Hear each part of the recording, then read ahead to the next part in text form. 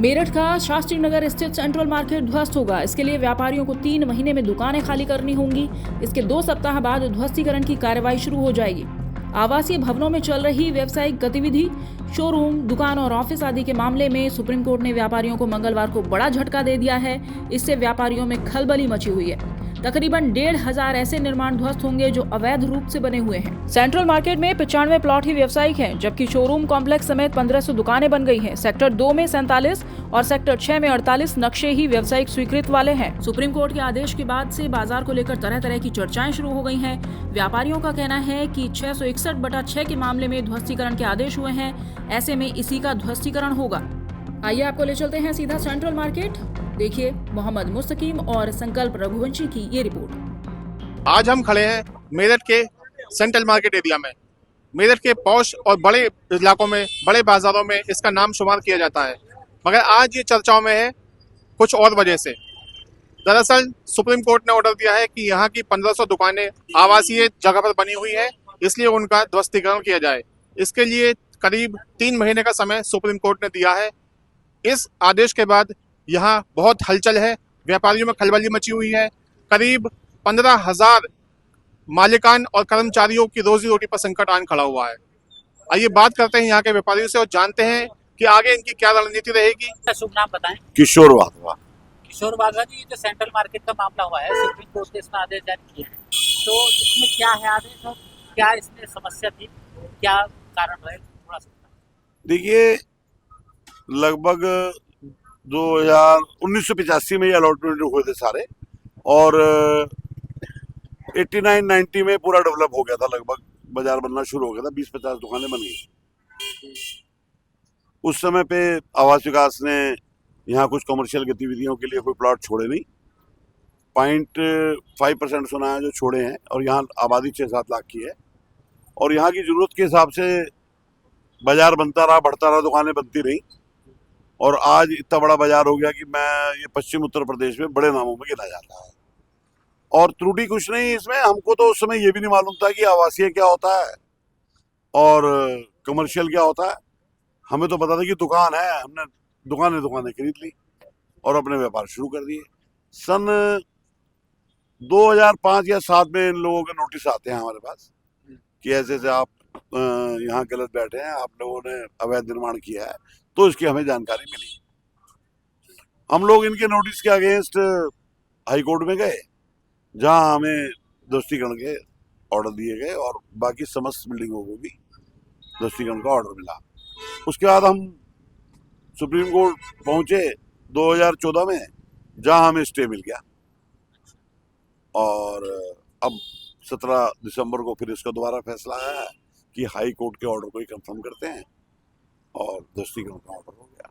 Stay के बाद जो दूसरा था मामला, दोबारा से कैसे फिर इसमें सुनवाई आपकी ओर से पैरवी की गई, आवास विकास इसमें? आवास विकास के वकील थे और हमारे अपने वकील थे, जितेंद्र मोहन शर्मा सीनियर वकील हैं।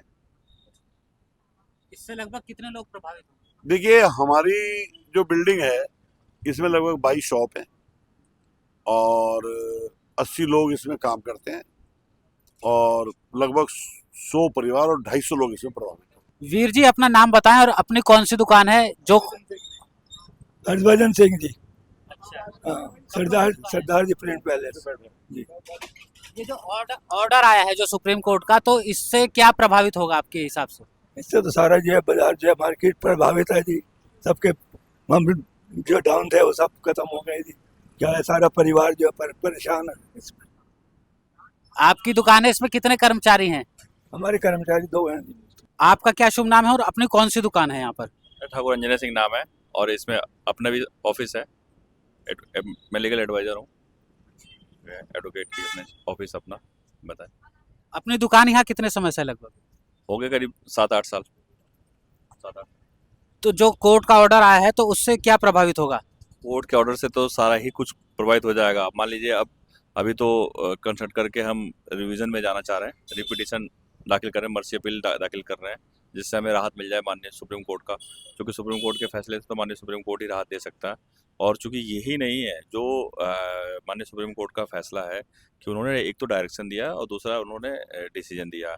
ऑर्डर तो सिर्फ इसके लिए है कि 661/6 को ध्वस्तीकरण कर दिया जाए, लेकिन जो उन्होंने डायरेक्शन दिया है कि इसके अलावा जितने भी अवैध निर्माण हैं, चाहे वो मेरठ में हो, चाहे ऑल यूपी, चाहे ऑल इंडिया और ऑल यूनियन टेरिटरी, सभी के लिए उन्होंने डायरेक्शन दिया है कि जितने भी अवैध निर्माण हैं उस पर कार्रवाई चालू कर दी जाए, प्रोसीडिंग उनकी चालू की जाए। इसको तोड़ने के बाद उसको भी देखा जाए, तो उससे तो सारा ही मार्केट प्रभावित होगा, सारे व्यापारी प्रभावित होंगे, सभी लोग प्रभावित होंगे।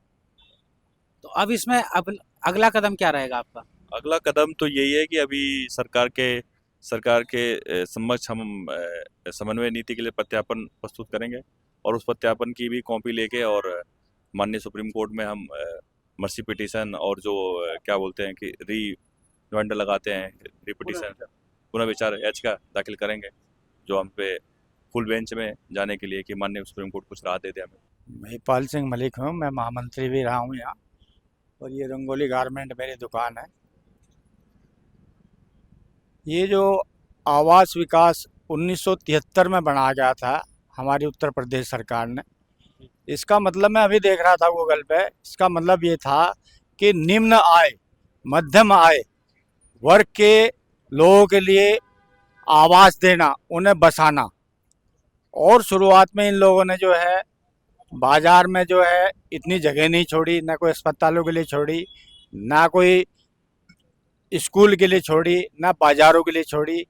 0.5% इन लोगों ने जगह छोड़ी है। हम लोग भी जब आए यहाँ 90-95 में, तो हमें भी नहीं पता था कि भाई ये आवासीय क्या होता है और व्यावसायिक क्या होता है। दुकानें बनी हुई थी, हम लोगों ने कॉमर्शियल रजिस्ट्री करा ली, सेल टैक्स नंबर ले लिए, बिजली के बिल हमारे कॉमर्शियल है, सब कुछ दे रहे हैं। लेकिन अब ये आवास विकास के अधिकारी जो हैं, मैं तो इसको अब संज्ञा देना चाहता हूँ, आवास विकास नहीं है, आवास विनाश की संज्ञा देना चाहता हूँ उसको, कि ये विनाश पे उतर गए हैं और बार बार पैसे मांगते हैं हम लोगों से।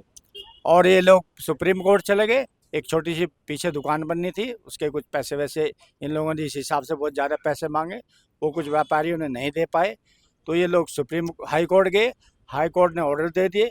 उसके बाद हम स्टे के लिए सुप्रीम कोर्ट गए राहत के लिए, लेकिन सुप्रीम कोर्ट ने भी इतना बड़ा खतरनाक डिसीजन दिया है कि मैं सेंट्रल मार्केट ही नहीं, ये तो पूरे हिंदुस्तान के लिए ऑर्डर दे दिया है।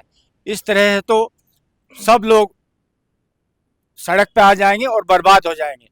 तो मेरी तो माननीय मुख्यमंत्री जी से, प्रधानमंत्री जी से निवेदन है कि इस पर अपना संज्ञान ले और इसके लिए कुछ समन्वय नीति बनाए। आपका क्या शुभ नाम भैया और अपनी दुकान कौन सी? मेरा नाम चेतन शर्मा है, मेरा टॉयज़ की दुकान है यहाँ पे बिल्डिंग में, और मैं यहाँ पे किराएदार हूँ। और हमारा जो जीवन यापन है, जो घर का जो खर्चा चलता है, उस दुकान से चलता है। और मेरे 2 एम्प्लॉय हैं मेरे शॉप में, और बस हमें बड़ा वो है, दुख है कि ये काम हो रहा है, और हमारा तो जीवन यापन यहीं से चलता है। हमारे जो पूरा बाजार चौपट हो जाएगा इससे। पूरा बाजार चौपट हो जाएगा, हमें बहुत दिक्कतें आने वाली हैं। तो मेरी तो यही रिक्वेस्ट है कि ये सब ना हो। आपका क्या शुभ नाम है और अपनी कौन सी दुकान है? राजीव गुप्ता, अलंकार साड़ी शॉप है मेरी। ये कब से है? ये हो गए 15 साल हो गए। अपनी दुकान पर कितने कर्मचारी होंगे? 10-12 कर्मचारी। हाँ, उनका परिवार भी सब इसी से चलता है, मेरा तो चलता ही है, उनकी रोटी रोटी भी इसी से चलती है। तो जो सुप्रीम कोर्ट का ऑर्डर आया, तो अब आप लोग क्या रणनीति बना रहे हैं, क्या करेंगे? अब तो कोर्ट से ही दोबारा गुहार लगाएंगे अपना, है ना। आपका क्या नाम है और अपनी कौन सी दुकान है, थोड़ा सा बताएं। मेरा नाम राहुल मलिक है, मेरा ये होटल है ऊपर बराबर वाली बिल्डिंग में। हाँ, अपनी कितने जो शॉप है उस पर कितने कर्मचारी होंगे, और जो इस ऑर्डर से लगभग कितने लोग यहाँ बाजार में प्रभावित हो रहे हैं? इस ऑर्डर से तो लगभग कम से कम 10,000 लोग प्रभावित हो जाएंगे। 10,000 परिवार प्रभावित होंगे। अगर लोगों की बातें करें जाए, लोगों तो लाखों की संख्या में प्रभावित होंगे, क्योंकि आजकल मिनिमम एक परिवार में 4 से 5 व्यक्ति तो होते ही हैं, और बहुत परेशानियों का सामना करना पड़ेगा। तो जो कोर्ट का ऑर्डर है, इसके बाद अब आप लोग मिल रहे हैं किसी से, या क्या रणनीति बना रहे हैं, तो थोड़ा सा बताएं। अभी रणनीति, कल हमारी एक सुप्रीम कोर्ट में लॉयर है, उनसे बात हुई है, कल हम उनके पास जा रहे हैं, और अभी इस पे रिव्यू एक पिटीशन होती है, तो हम रिव्यू पिटीशन दाखिल करने की 5 तारीख को रिव्यू पिटीशन दाखिल करेंगे सुप्रीम कोर्ट में। अगर आप ये वीडियो YouTube पर देख रहे हैं तो हमारे चैनल को सब्सक्राइब करें और बेल आइकन को दबाना ना भूलें। अगर आप Facebook पर ये वीडियो देख रहे हैं तो हमारे पेज को लाइक करें।